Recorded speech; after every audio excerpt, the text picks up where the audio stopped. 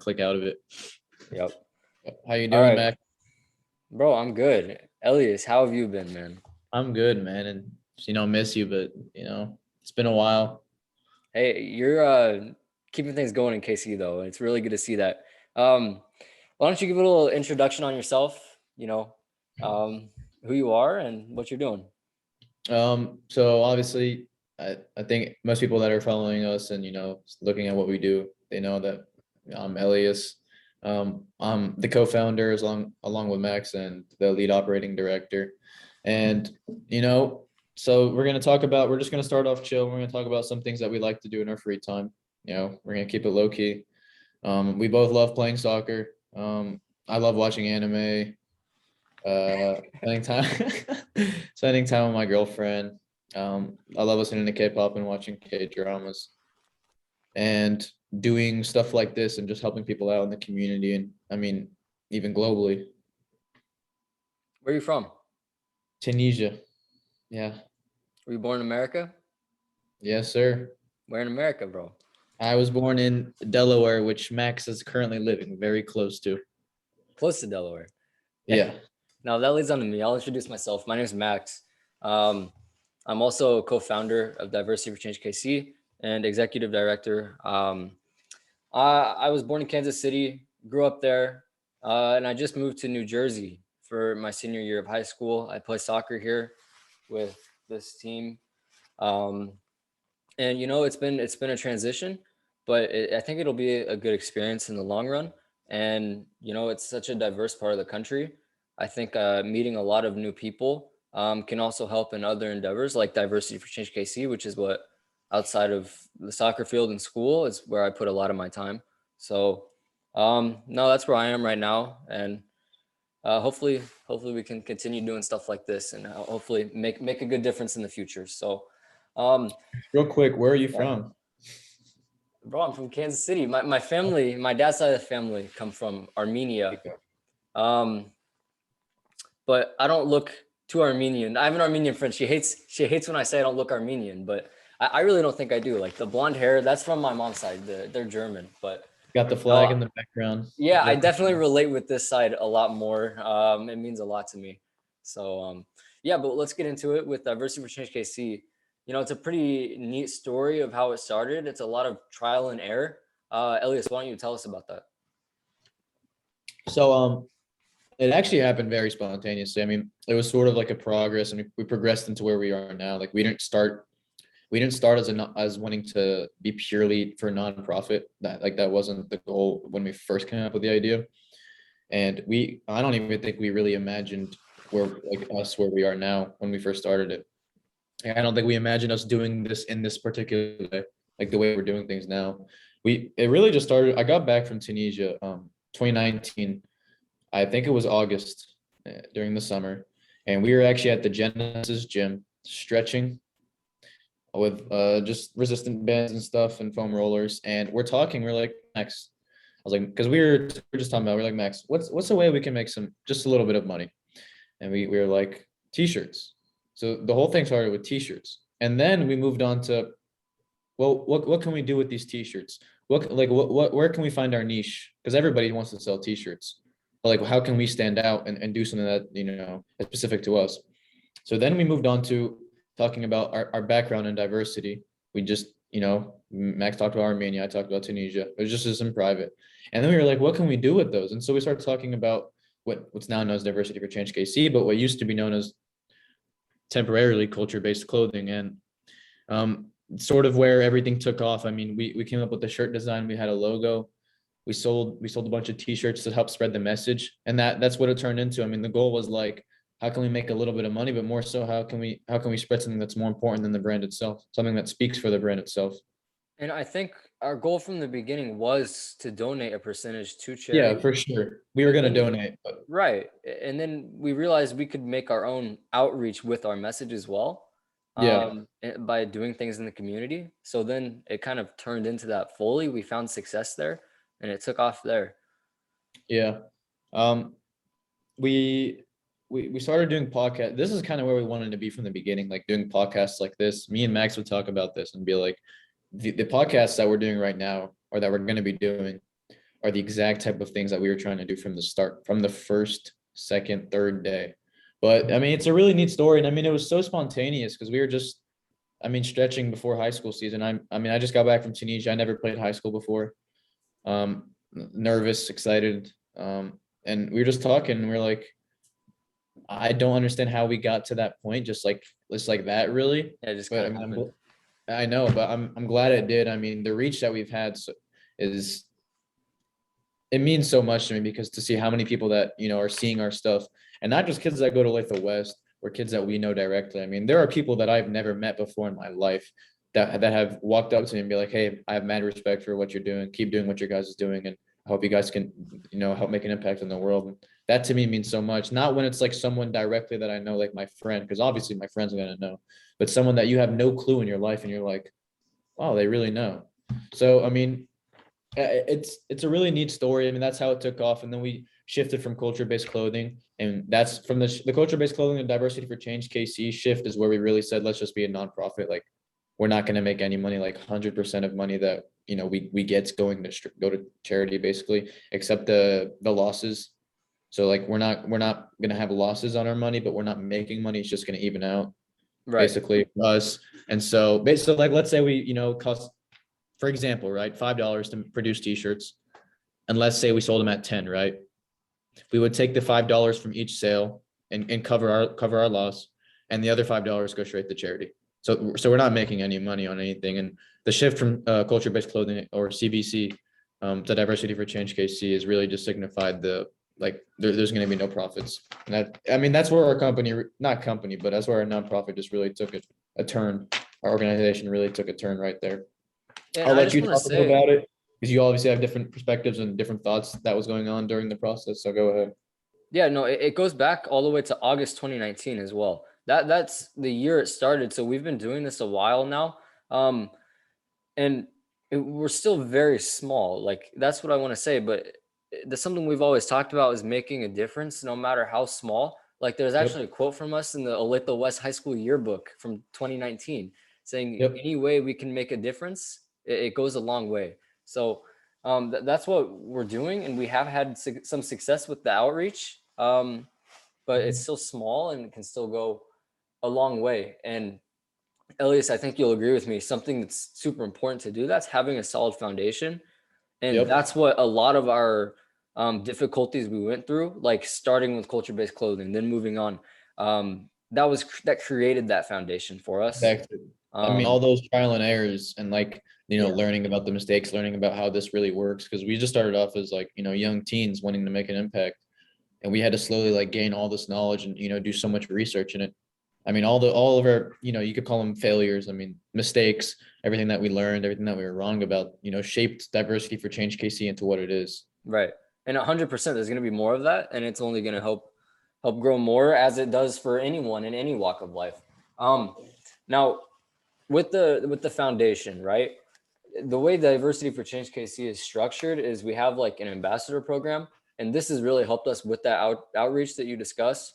We have ambassadors all over the Kansas City area, and even people advocating for our message across the country, and even as far as Tunisia with your cousins there. um Yep.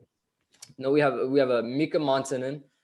He goes to Blue Valley West in Kansas City. We have Bashir Khalil. He is on the Missouri side of Kansas City. Really does good work there. We have CJ Elricks. He is a Olathe Northwest, and he has helped us a lot. He's been there since the beginning. And then our newest ambassador is Miriam Sharoyan. She goes to a top 50 high school in the country, and it's in Delaware. And she's Armenian. She has family in Russia, in Armenia, in Artsakh, and that's another huge thing for us. Um, with the foundation as well, though, it's less about dwelling on creating everything like perfect, and it's more about actually working for your message and working to make a difference. And that's where I feel like the foundation's kind of built itself, right? Like a lot of people will focus on just the name when they're starting a business. They'll try to find the perfect name.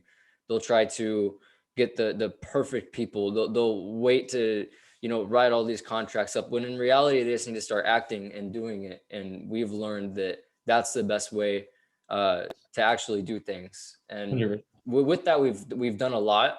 Um, we've we started with Elyes, like Elyes said, with the T-shirts. We did a fundraiser for that. That we donated that to the International Rescue Committee, which at the time was helping Syrian refugees and also refugees from genocide in Ethiopia and other wars in the region with Sudan. Um, we also did a charity soccer match. There were 16 different countries represented there of the kids playing. We raised $410 from that. They went to starting a new fund at Olathe West High School for families in need. It's a very new school and they didn't yet have that. So Diversity for Change KC was able to facilitate it. And then we did a charity basketball tournament. That was a really big success. We had 50 people that donated for that and showed up to our event, and even more that came and watched. Um, I mean, there's a lot of teams there. Everyone enjoyed it. I think we documented it pretty well. And then the most recent one, Elias led this. And by the way, our ambassador CJ led the the basketball one, and he played a really, really big role in getting everyone out there and just making it a good time. So kudos to him.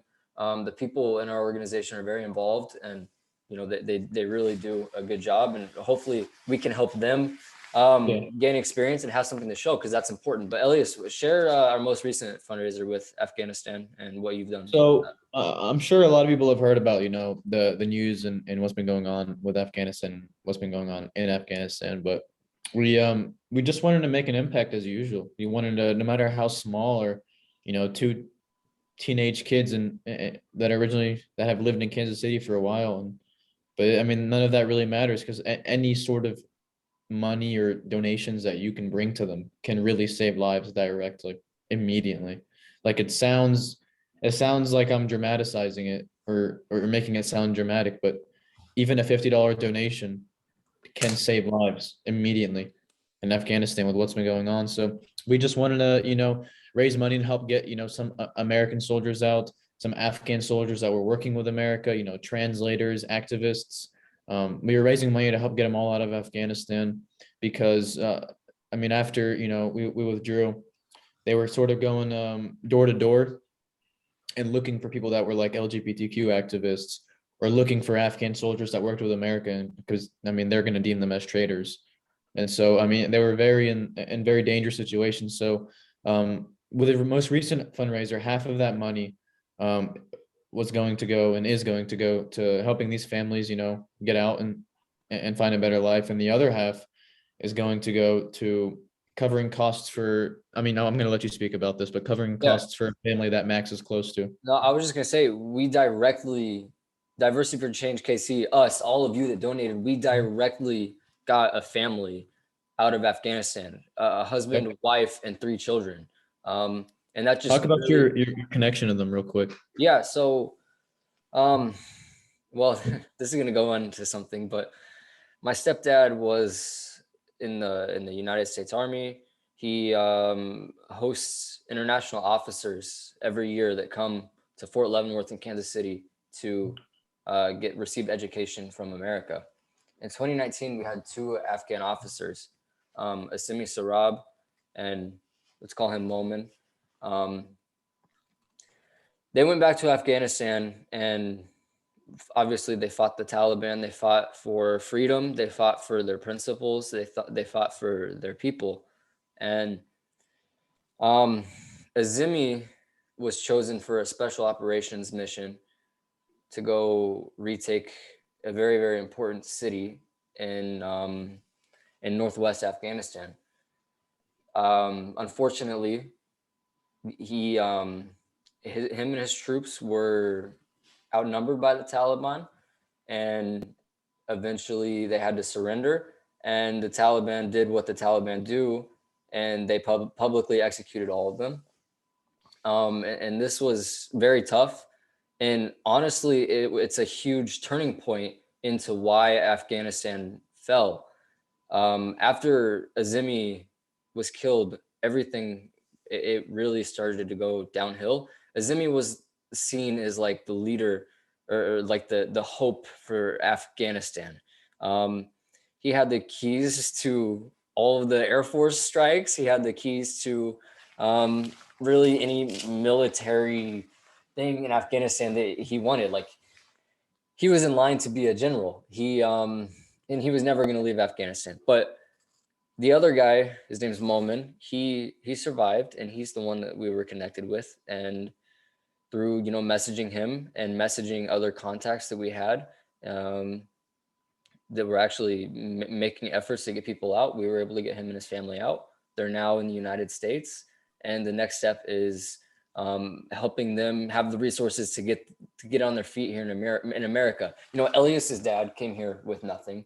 My family, my great grandpa came here with nothing, and they had to build and do that American dream thing. So we want to help them do the same and just feel welcome here in America. That goes with our message. So that is the story on that.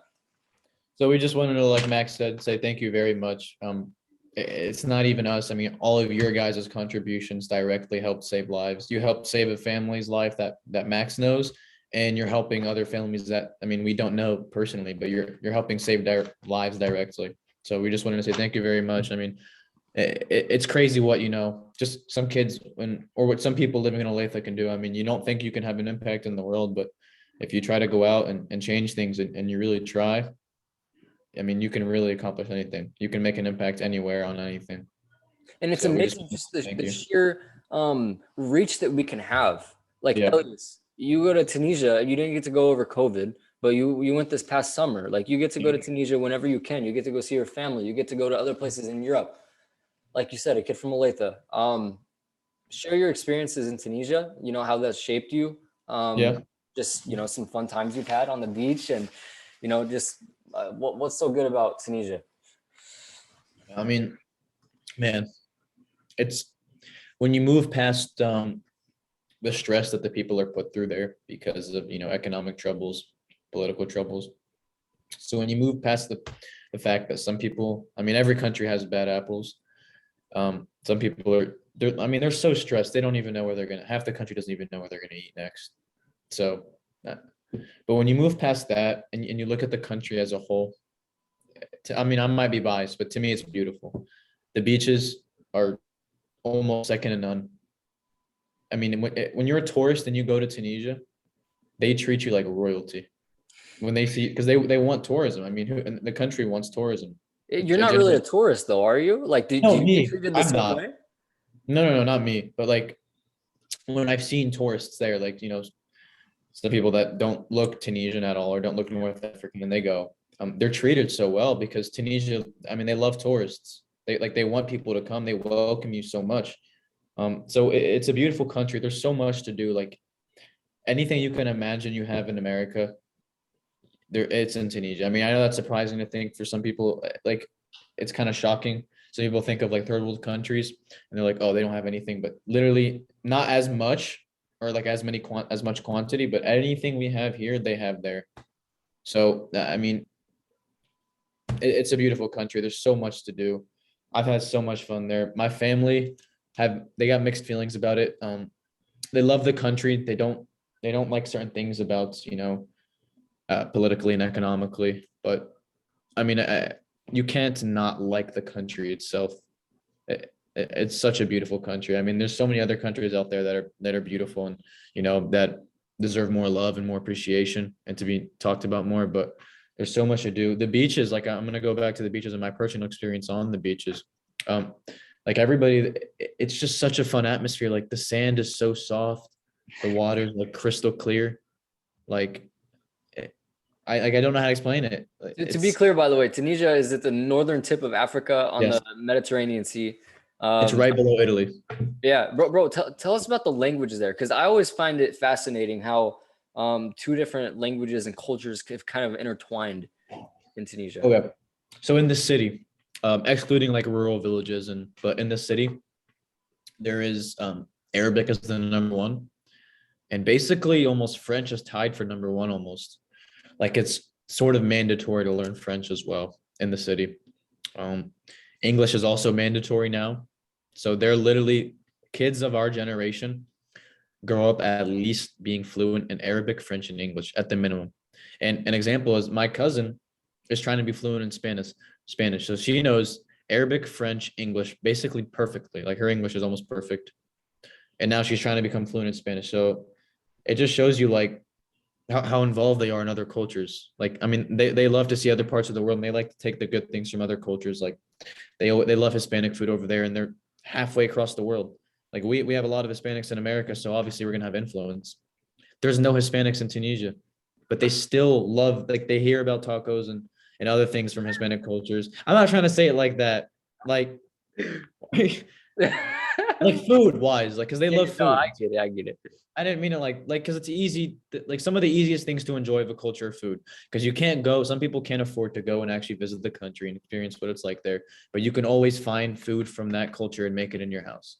And you can actually learn a lot through like cultures and through countries, through food, through the way it's cooked and through what goes into it. And so I mean they love they love the Latin countries over there. They like Europe.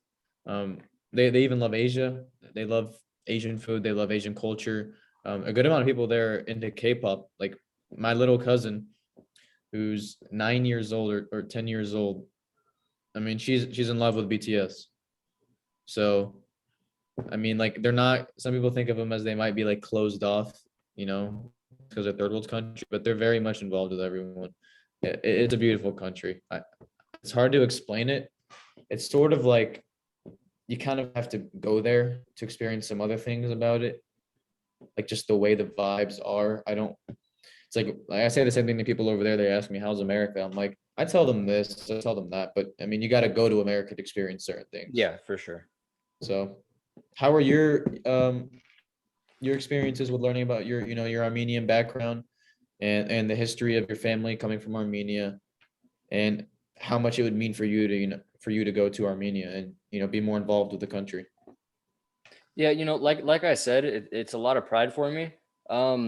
And something about Armenia, it has one of the biggest diasporas of any country. A diaspora is like people living outside of the country.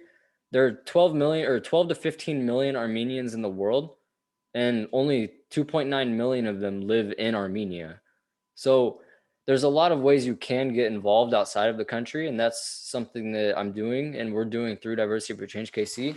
Um, but by the way, I don't want to take up too much of your time. I know we both have busy schedules, but so like I said, my great grandpa came here. My family survived the first genocide in modern history, and really, it's really sad circumstances that happened with that. They were from a village called Marash, which is in present day Turkey. Um, they fled through Aleppo, Syria, and then he went to Beirut in Lebanon. And then in 1938, he came to America and got our life going here. But that's always been something super important in my family. With my grandma, it rubbed off on my dad, it rubbed off on me. And it's something that we live with every single day, um, especially with such a sad and tragic past. Genocide isn't anything to mess with. It's not something to take lightly. And it's kind of just a part of who you are. But at the same time, it's like your ancestors went through this. So it gives you a confidence that you can get through a lot of things as well. And that's what something being Armenian means to me. But there's also a lot of really good things about the culture as well. It's the only free, like, democratic country in that region. It's surrounded by Russia, Azerbaijan, Iran, and Turkey, which, I mean, it's like a dictatorship in those countries. And they're still in today's world trying to squash out Armenians. But I think Armenians have a big sense of pride in who they are because they keep surviving through all of that. So yeah, it's big to me. I would love to go someday, and I know I will. Like, I'm learning the language, and like I said, it'd be a dream to go, but we can still help a lot outside of it. So that's definitely something about being Armenian. Like I don't shut up about it. You know that. Everyone who knows me knows I'm Armenian because I talk about it a lot. So I mean, you're very proud. I mean, yeah. you should be proud of, where you come from, and leading into that. You don't have to ramble on too much if you want to go in depth, but um, when did this like burning passion to dive deep into your history and your background of your family begin? Because I mean, I don't even know the story exactly when it like began. You just came to me one time, like I think a month or 2 months after it began. You're like, dude, I've been doing so much research on, and you were like, I know you've always known you're Armenian for a while, Yeah. but when we're younger we don't really care that, even I didn't care that much that I was Tunisian and that I speak Arabic when I was younger. It just, as you grow older, you grow more proud. So just tell me like where that began, the story. Yeah. So like I said, I'd always known it. My mom was sick when I was little, so I spent a lot of time with my grandma, and her dad was Armenian, like from Armenia, and had a huge impact on her. So that got passed down to me then. And like, my dad had always talked about our grandpa Paladian, and how big of a figure he was in his life. And so it had always been instilled in me growing up. But especially through lockdown and with COVID and everything, that's when I started like exploring it more, because I wanted to understand who I was so I could use it to go on and just have that identity. And that's what I did. I found all of our family history. My dad helped with that. Our cousin Rafi, um, and we did that. And then that's really when it started like that. But it's in line with our message of diversity for change KC, like understanding your background so you can use it to go do more things. And that's exactly what we're doing. So I think it's just a perfect example for that. That's great to hear, because I mean I didn't even really know, like I know it began sometime in lockdown, but I mean I didn't know really much about it. Do you remember a specific time or place where you first started doing research? No, I don't. I just remember I sat in my bedroom for like 9 hours one day, just scanning every single document of family Yeah, history online, I so remember that that. so that it would stay forever. So, Those files are really cool, like that bundled up file oh with my everything. gosh, bro, it's crazy. That's so cool. Seeing I'm all so the glad pictures, oh my I'm so gosh, glad your family has that. oh my gosh, and then it even like, yeah, it's crazy, bro. It's really Yeah, cool. yeah. I'm not even part of your family, and it's it's I'm really cool to have. Armenianize you. Yeah, Anyway, next thing, uh, future plans with Diversity for Change KC. Where do you sit with that? Um, so we're gonna be trying to do these type of podcasts like once a month. Um, I really think these can be very beneficial for us. I mean, we can just have sort of more of a late, instead of like interviews, which we're gonna get more interviews. We're gonna have them out there, but instead of just having interviews, we can sort of have people talk about the organization itself. Not so we want people to share their stories, and we also want to have times where we can just sit relaxed and chill and just talk about our organization and what we're gonna do. So definitely more of these podcasts. Um, we're gonna have more fundraisers throughout. Obviously, we're not done with those. We're gonna be doing those not 24/7 literally, but we're always gonna have those on our mind about when's the next one, what can we do, who can we help. We're gonna definitely, if there's a real big event going on in the world like Afghanistan, we're gonna do a fundraiser and try and help that. So like we'll pounce on that and try to help that. But if there's nothing big going on in the world, then we'll still do fundraising, and we'll sort of like split the money up in between important things that we Yeah, find we need to diversify. donate to. Yeah, diversify it. Right. But like the Afghanistan one is going purely to Afghanistan. Like it's not going to other charities and organizations because I mean of what was going on in the moment. I mean, it was dire and desperate times. So I'll let you talk a little bit about the future, and I'll chime in if I feel the need or if I Yeah, see it, if I see a point, but go ahead. yeah, we've got T-shirts coming. We started out with a very small number, and it's just like the logo right here. T-shirts are expensive, and until we have a 501(c)(3), which is like the document that allows us to officially be a nonprofit, Yeah. we can't really put money aside for T-shirts like that. So we're starting off small,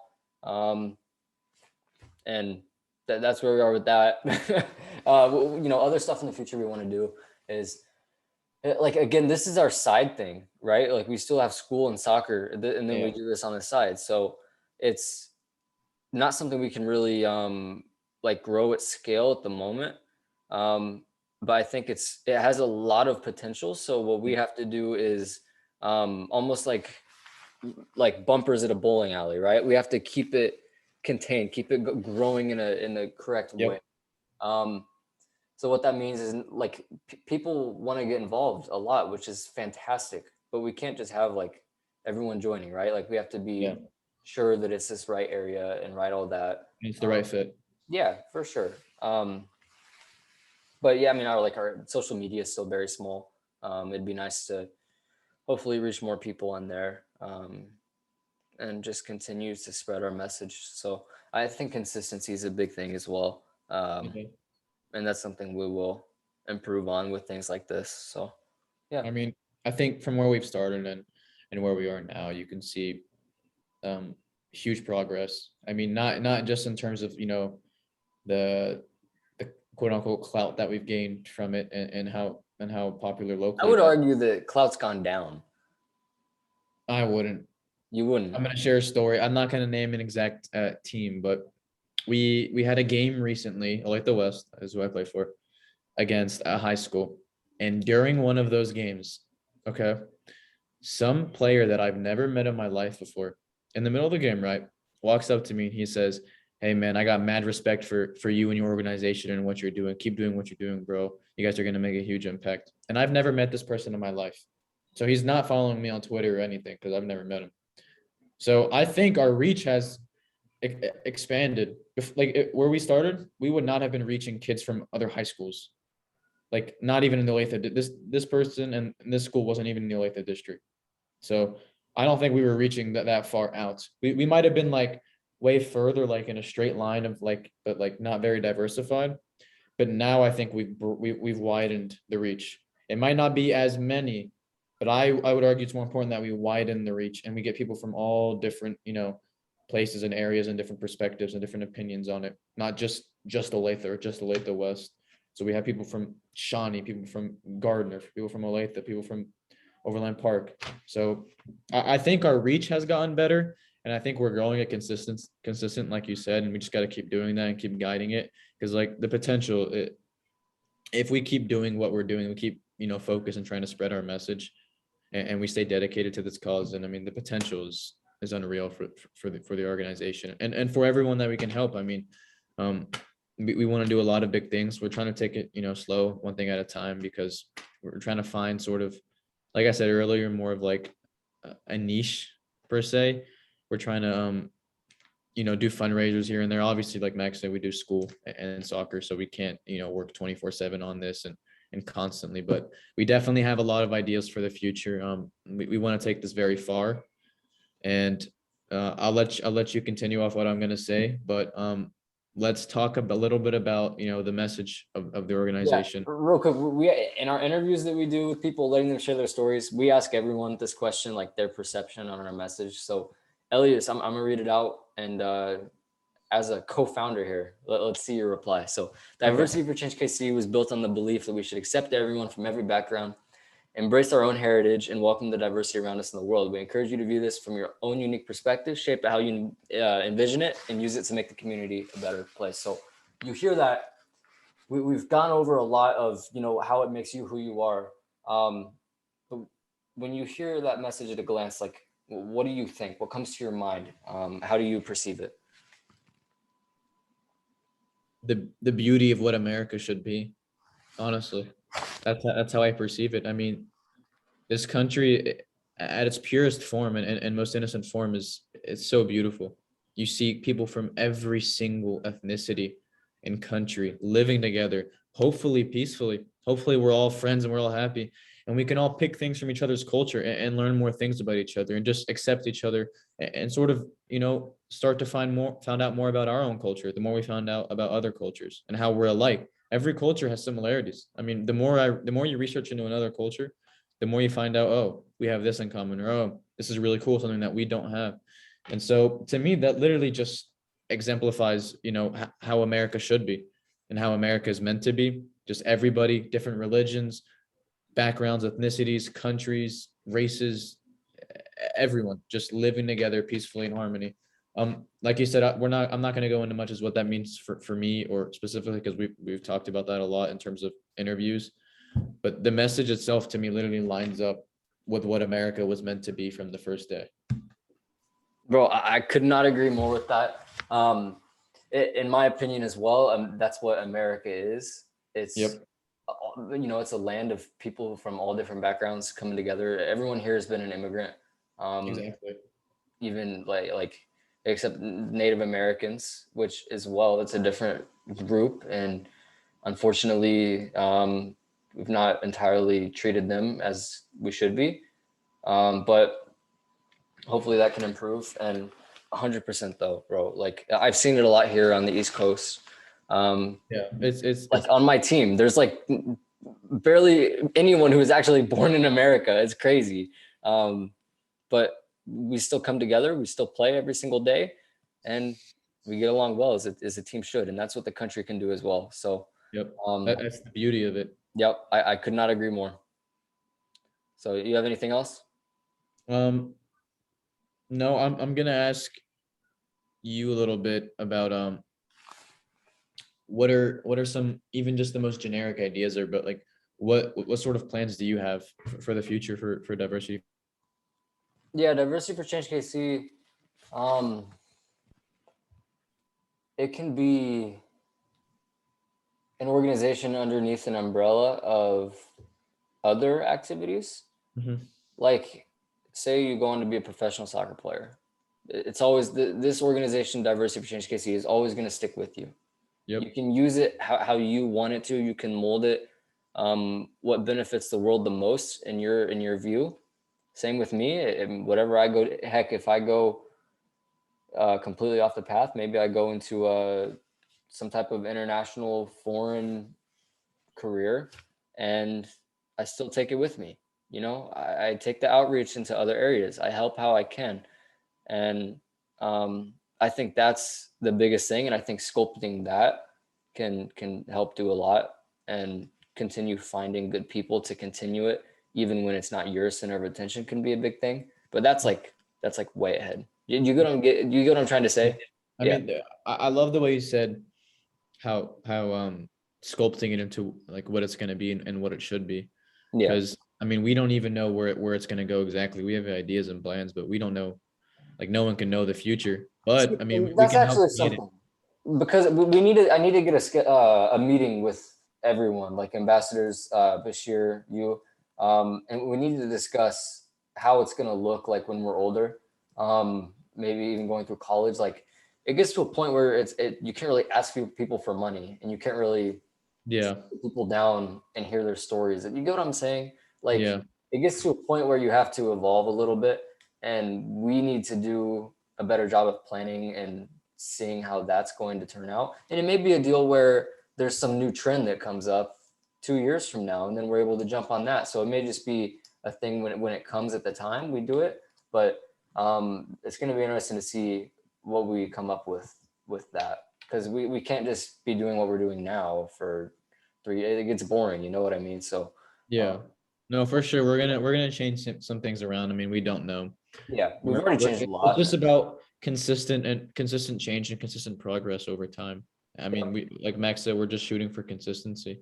So we don't want to do the same thing over and over, but we're not trying to change things up too quickly. We don't want to like jump from thing to thing. I mean, it's about, finding the right time to do certain things and where to lead the organization.